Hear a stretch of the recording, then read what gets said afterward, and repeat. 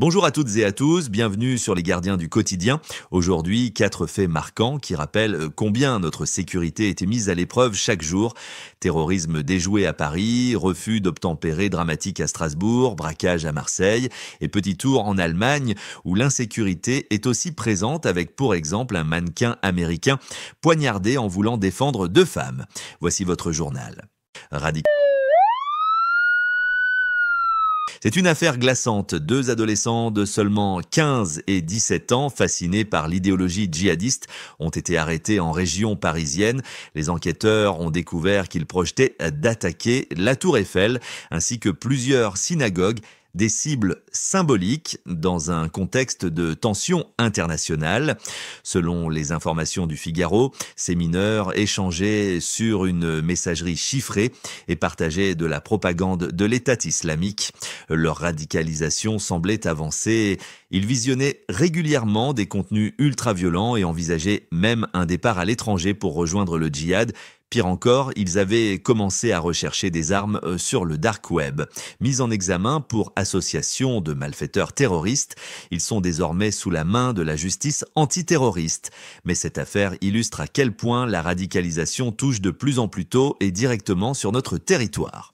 De Paris à Strasbourg, l'actualité nous rappelle aussi à quel point le quotidien des policiers peut basculer en une fraction de seconde. Lundi après-midi, en plein cœur de Strasbourg, un refus d'obtempérer a failli tourner au drame.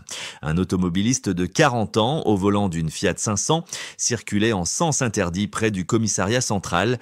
Les motards de la brigade motorisée tentent de l'intercepter, mais le conducteur prend tous les risques et s'engage à contresens. Lors d'une manœuvre, un policier est percuté, traîné sur plusieurs mètres avant de chuter au sol. En légitime défense, et il tire à 3 reprises sans atteindre le conducteur qui prend la fuite. Finalement arrêté, l'homme était positif aux stupéfiants, porteur de cannabis et sans permis de conduire. Déjà connu des services de police, il encourt de lourdes sanctions. Le policier, lui, souffre de blessures au cervical et à la main. 15 jours d'arrêt de travail lui ont été prescrits, mais au-delà de ce cas, c'est un phénomène inquiétant. Les refus d'obtempérer explosent partout en France, mettant chaque jour les forces de l'ordre en danger. Et si les policiers doivent faire face à ce type de violence, les commerçants, eux, subissent toujours la menace des braqueurs. Direction Marseille. Mercredi matin à l'aube, un Carrefour City du quartier de l'Estaque à Marseille a été la cible d'un braquage. 2 hommes armés cagoulés font irruption dans le magasin pour menacer le personnel. Mais la rapidité de l'intervention de la BAC a changé la donne. L'un des suspects a été interpellé sur place, son arme de poing chargée, saisie immédiatement. Son complice a réussi à prendre la fuite, mais son véhicule a été retrouvé tout près des lieux. L'homme arrêté, âgé de 35 ans, est actuellement en garde à vue. Cet épisode rappelle une fois encore la pression constante que subissent les petits commerces, souvent en première ligne face à la délinquance armée. Mais parfois, la violence dépasse les frontières. En Allemagne, un acte de courage a tourné au cauchemar pour un jeune mannequin américain. John Rudat, 21 ans, mannequin américain originaire de New York, se trouvait à Dresde lorsqu'il est intervenu pour protéger 2 jeunes femmes menacées dans un tramway.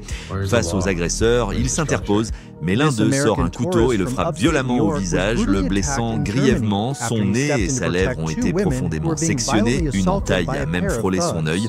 Transporté d'urgence à l'hôpital, il a subi une lourde opération. Désormais marqué par une cicatrice, il affirme qu'il la portera avec fierté comme symbole de son courage. Mais ce qui choque, c'est la suite.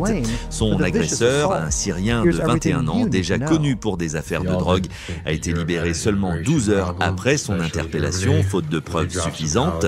Une décision qui provoque l'indignation, aussi bien en Allemagne qu'aux États-Unis, et relance le débat sur la gestion de l'insécurité et des violences commises par des délinquants déjà connus des services de police. Radicalisation de mineurs, policiers en danger, commerce menacé, citoyens courageux blessés. Ces faits divers, en France comme ailleurs, nous rappellent à quel point la sécurité reste un enjeu quotidien. Merci d'avoir suivi ce journal des gardiens du quotidien. N'hésitez pas à liker, commenter et vous abonner pour soutenir notre travail. Prenez soin de vous et à très bientôt pour une nouvelle édition. Merci à tous de nous avoir suivis. On se retrouve demain pour de nouvelles actualités. D'ici là, restez vigilants et surtout, n'hésitez pas à partager vos expériences ou vos conseils en commentaire. Votre témoignage peut aider d'autres personnes à éviter le pire. Abonnez-vous à la chaîne et rejoignez la communauté des gardiens du quotidien pour ne rien manquer des prochaines alertes, faits divers et conseils de sécurité. Parce que prévenir, c'est déjà agir.